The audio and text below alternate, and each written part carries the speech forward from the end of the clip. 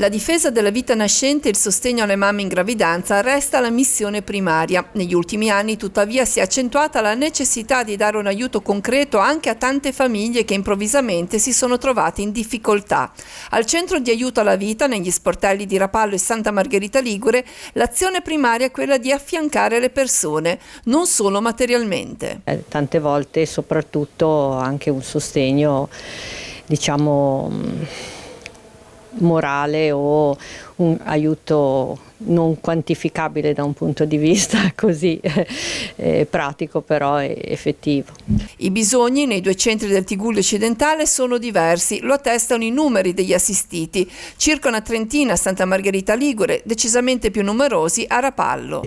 Siamo arrivati ad avere in carico, allo stato attuale, 115 mamme per circa 230 bambini e sono oltre 400 persone a cui noi diamo un minimo di sostentamento.